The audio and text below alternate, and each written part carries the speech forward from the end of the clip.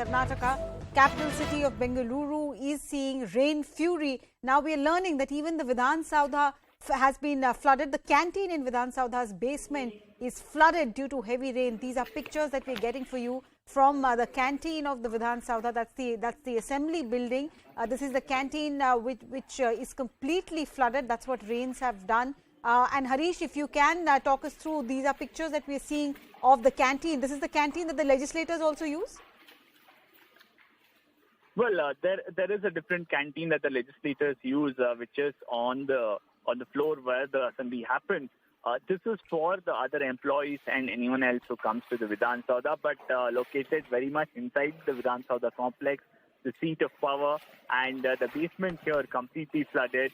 One can imagine if this is the scenario in one of the prime buildings, high security buildings of the city, at the heart of the city, and represents the government. One can only imagine what the scenario is elsewhere.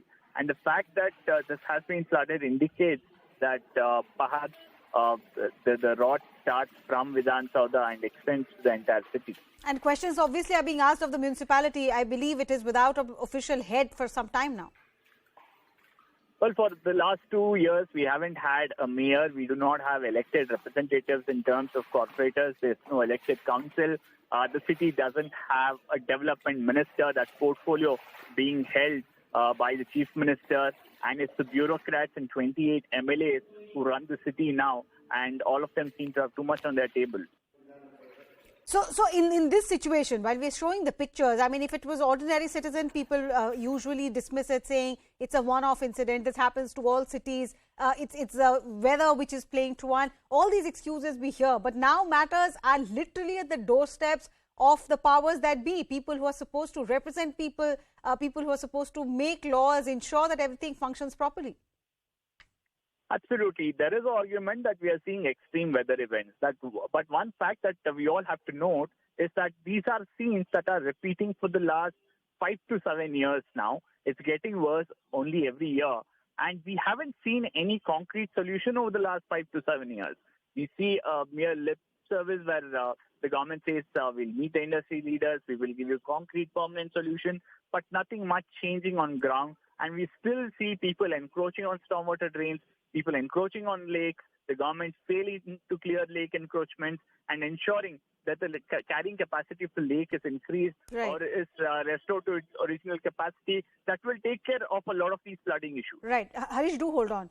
Congress Party's Priyank Kharge is with us on the broadcast. Mr. Kharge, we are now showing pictures to our viewers of the Vidhan Saudha canteen in the basement area getting completely flooded. This has now reached the doorsteps of those who are supposed to represent people.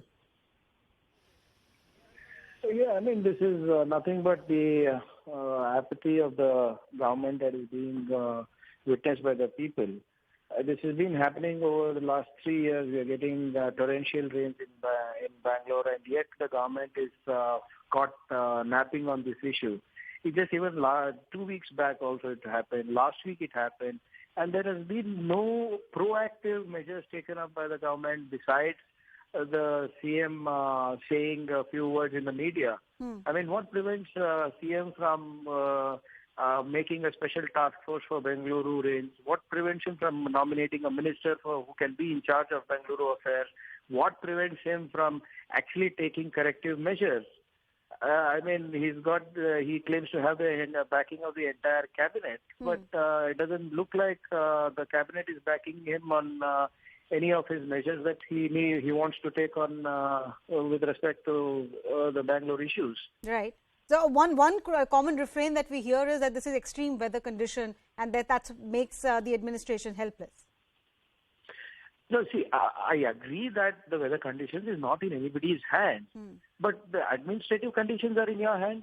When we know that the predictions are going to be bad like this, and when we already have experienced it in the last 2 years, what prevented the government from taking proactive steps? See, this is not the first time it's happening. Last 3 years, it's continuously happening.